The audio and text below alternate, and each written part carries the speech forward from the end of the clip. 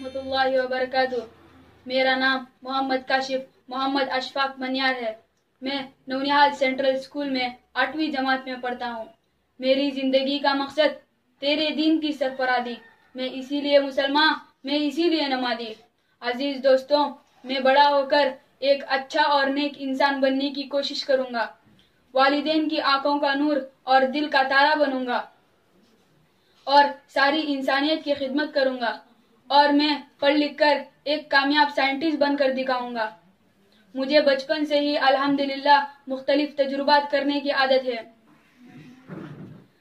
और आने वाली नई नई बीमारियों के तदारुक के लिए कुछ नई दवाइयाँ तैयार करके सारी इंसानियत की खिदमत करूंगा।